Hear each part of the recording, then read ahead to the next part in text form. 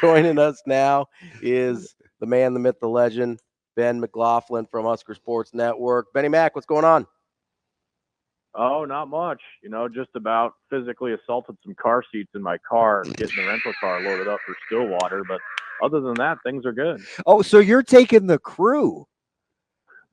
The whole crew's coming. That's a terrible. That is unbelievable. That's a terrible idea. She Dude, was like, his kids are combined 5. Saying, yeah, Daddy, I don't want you to leave. And I was like, all right, well, do you want to come with? Yeah. Okay. Looks like we're doing this. So. Oh, that's kind of cool though. Like I could. That's cool. We took Zoe to Dallas, and she was probably she wasn't quite 2 yet. She was fine. Yeah, we're to the age where iPads can hold their attention. So it's the little one I'm worried about. But I'm sure by hour 4 I'll have my entire life reconsidered by that point. I mean, Ben, kids don't make good decisions. You shouldn't leave that in their hands. Well, I typically don't make the best decisions either. So. I suppose maybe she gets that from me. So I kind of have a soft spot though for dads that can work with that take their kids to work. Though I kind of like you more than I did about 2 minutes ago. That's pretty cool, man. That's going to be. I love that. It's not 6.5 hours though. I'm just telling you, that's going to be closer to 8 with what you're trying to pull off. Bare minimum. Bare minimum. You thought calling 6 games in 5 days was a grind show. You should see our car make its way south to Stillwater. Dude, that had to have been incredible, though. Like, you spent so much time at that ballpark. At what point were you like, you know what?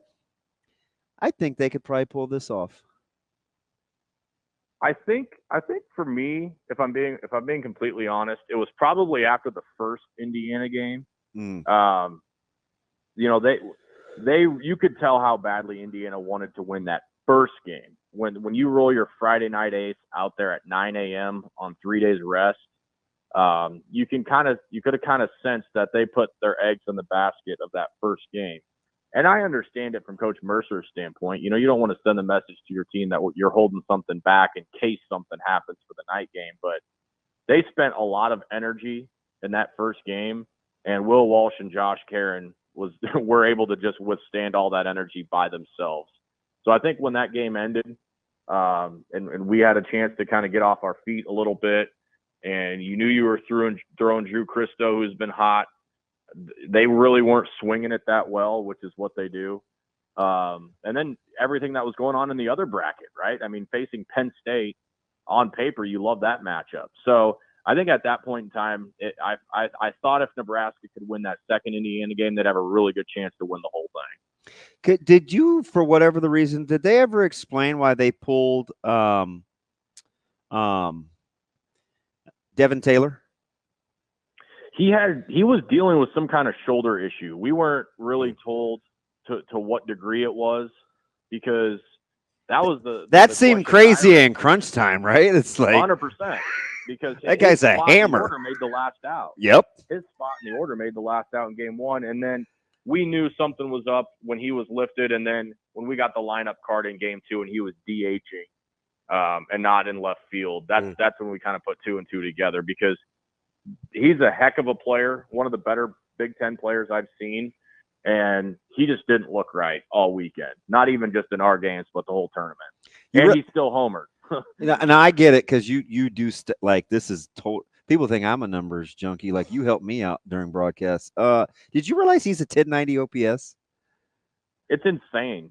Like, just the Indiana slugging numbers will just blow you away. Like, all of their OPSs are ridiculous. Even like a Jason Oliver, who entered the tournament as their 9-hole hitter, was slugging at like a 650 plus.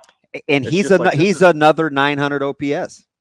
It's insane. It's insane what they're doing. And it's not just the homers, but it's the doubles. I mean, they hit so many doubles that those numbers are just absolutely astronomically high. Ben, you mentioned Drew Christo, but I want to talk about the bullpen in general.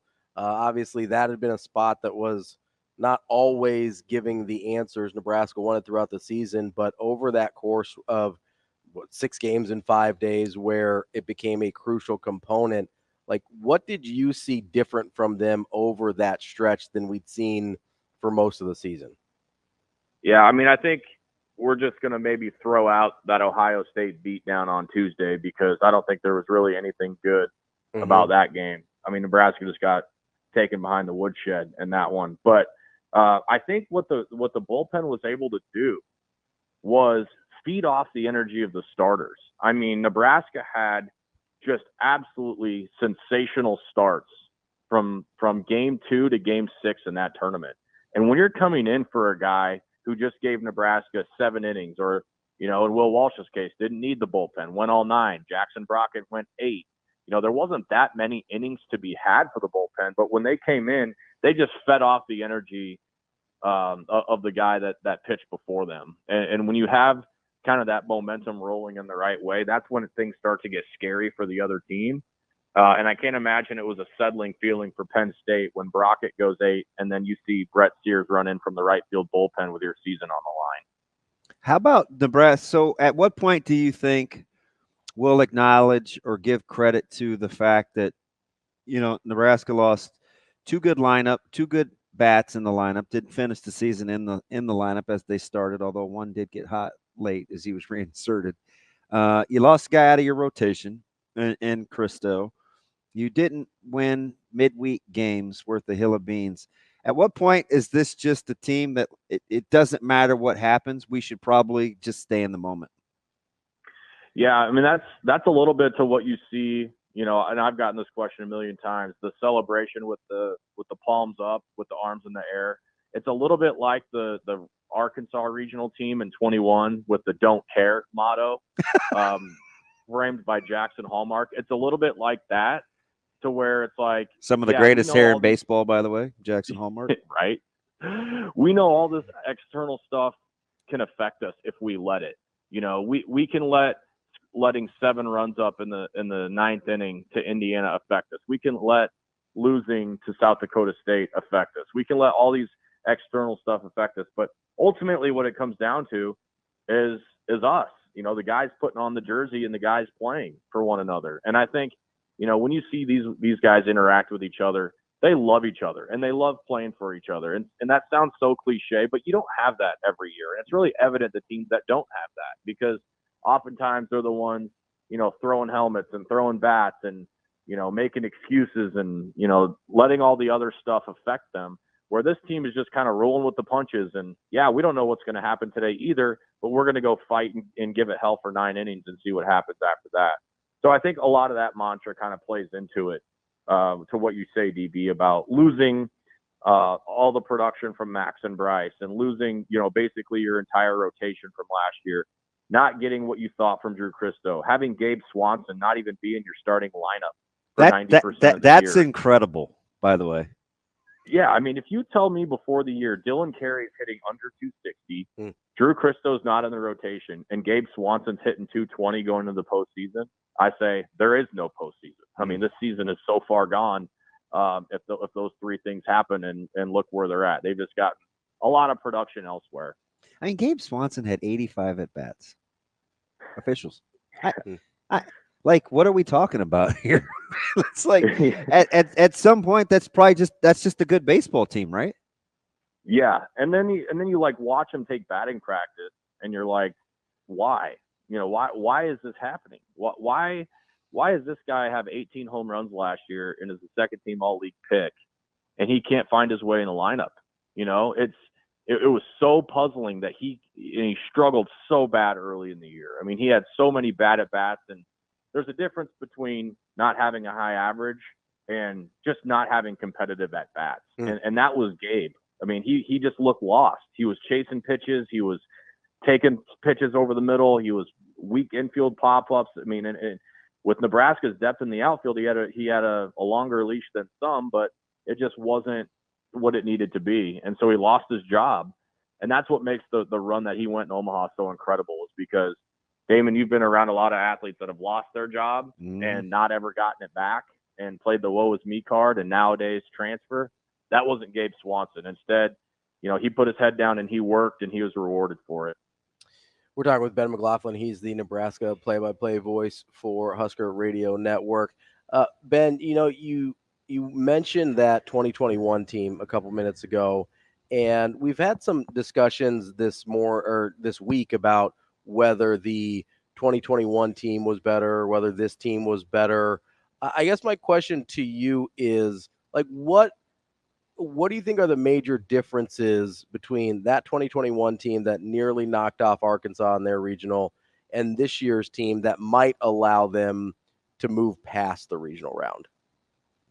It's a really good question. And it's a question I haven't been asked, but I've thought about. And I think the obvious difference, and ironically enough, made his major league debut last night, is Spencer Schwellenbach. Like, this team doesn't have that. They don't have the 3-hole hitting shortstop that throws 98 and it with a hammer breaking ball that can get any lineup in the country out. Like that, they don't have that.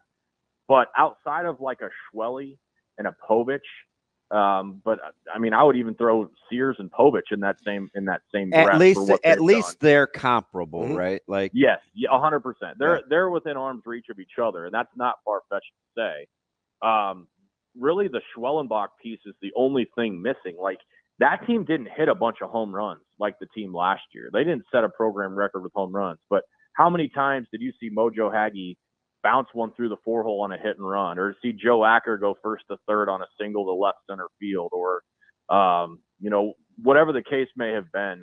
They were just kind of a gritty, grinded out team, and they did just enough to annoy you, and they did just enough to win baseball games. And then, to back that up with what they had in the back end with Schwellenbach, I would say this team is significantly deeper in terms of a pitching staff, and that came to fruition this last week. But I think that's part of the reason why people are so bullish about the matchups in Stillwater, is because they do see a lot of comparisons from the 21 team to this year's team. So is the trick for and when I'm not texting you who we think is going to be in the rotation or bothering you about something dumb when you're trying to work, is the key to figuring out the depth of this rotation to figure out?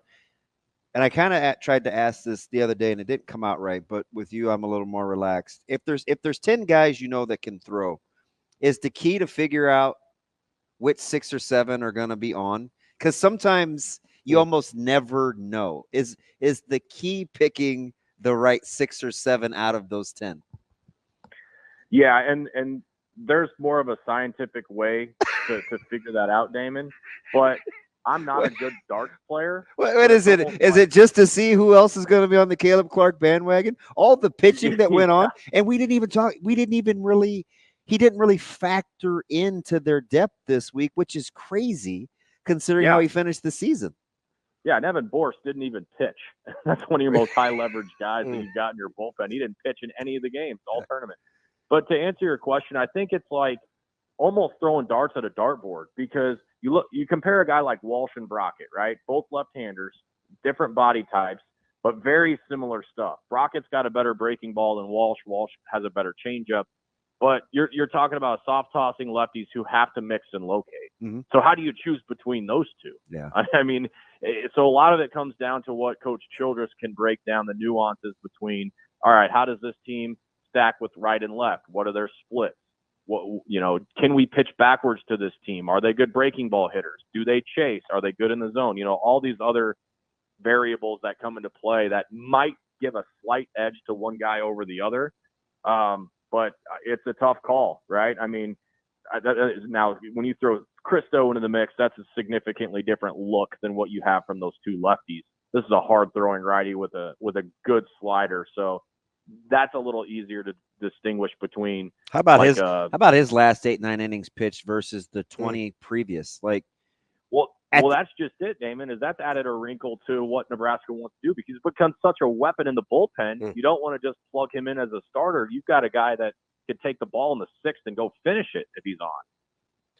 Ben, do you think that because of the variety of arms and kind of playing that game of darts that you were talking about, do you think that is going to lead to a little bit shorter leashes in the regional when it comes to either leaving a guy in or letting him work through some stuff? 100%. I mean, it's all bets off at this point.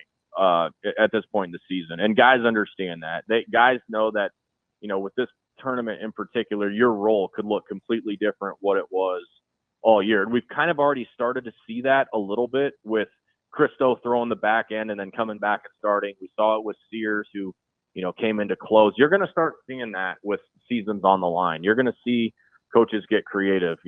Mention the 21 team. Spencer Schwellebach comes in and throws 70 pitches in relief. You're going to start seeing things that you haven't seen before, and that includes long leashes. That includes short leashes. Like, you're not going to be able to afford Will Walsh the time to figure it out. Like, you think about how that outing went. It was a very rocky second inning. If that's regional, I don't know that they go with him past the second inning. So it's all the decisions are ratcheted up. The guys are going to have to be on their toes. They're going to have the ability to bounce back on short rest. Everything's on the table at this point in the season. So I know, and we talked about this with Aaron Fitt on Tuesday, and it was just cool because I'm me, I'm a nerd, watch a ton of college baseball, and we were explaining about Florida. I mean, I get it, right? They probably shouldn't be a 3 seed, but they are capable.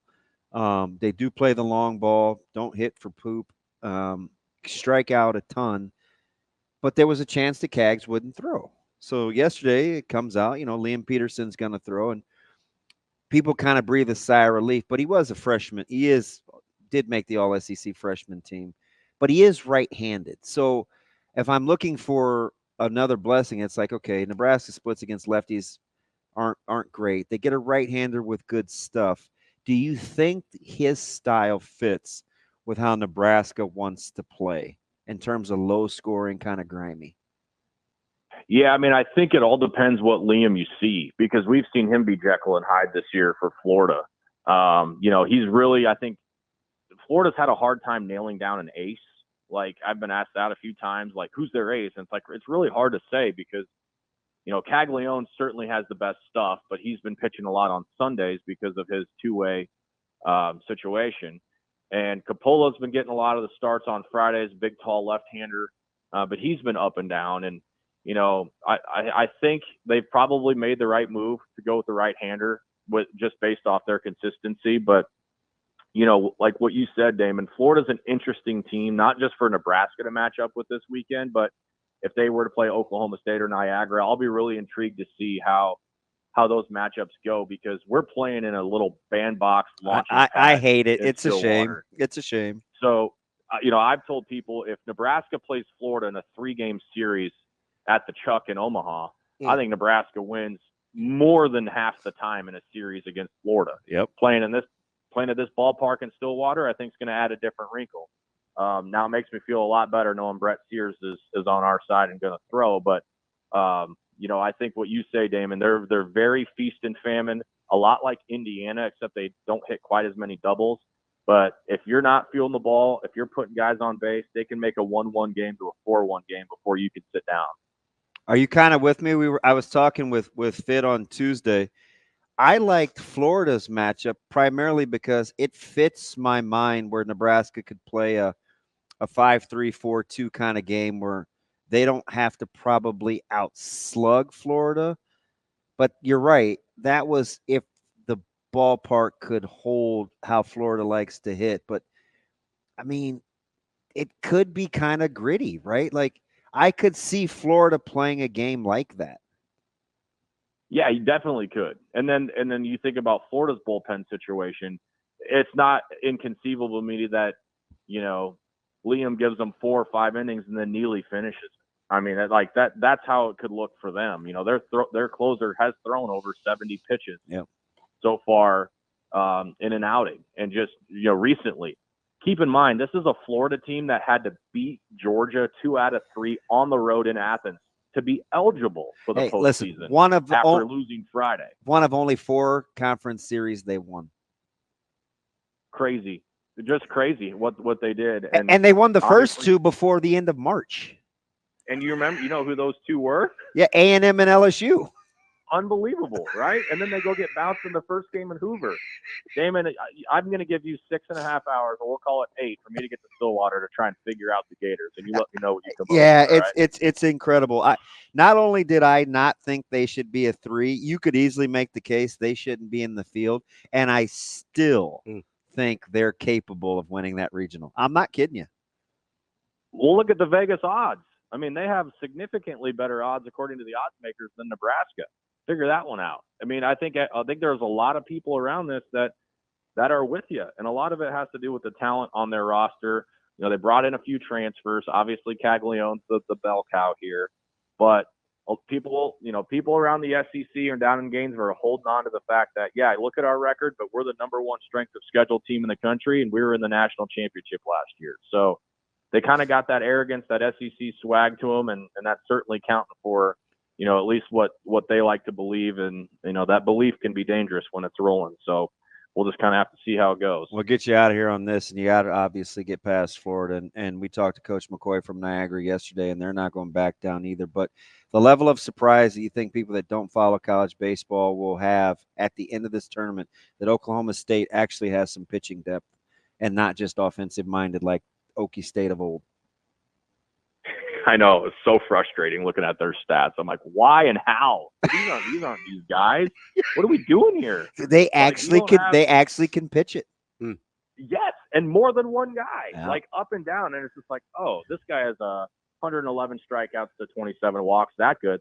Oh, this guy has 108 strikeouts to 17 walks. That's pretty good too. I don't want to see either of these guys. Yeah. But yeah, and that's part of the reason why they were able to make that run through Arlington and like Nebraska are hot right now. And those fans are psychotic. So it's going to make for an interesting environment. And I know Husker fans are still having a little bit of PTSD from the Brick Town for what happened against Colby Gomez back in 2019. Hey, it's a brutal fan base, so make sure the kids have earmuffs. Well, something they haven't heard their dads say already. So. That's a great point, because I believe you, because I've been around you. That's particularly when radio equipment wants to start fighting back. Hey, you and Shane have that in common. That's Ben McLaughlin. He is the Nebraska baseball play-by-play voice. Ben, we appreciate the time. Enjoy that road trip, bud. I don't know what you were thinking. Yeah, well, you'll probably both be hearing from me here in about 12 hours. I'll check on you, buddy. Enjoyable that our chat at 9 a.m. was. That was such a nice part of the day. You'll still be in Wichita at that point. Yeah. We'll talk to you later. Thanks, B-Mac. Thanks, guys. Appreciate you. Steve Sipple coming up next.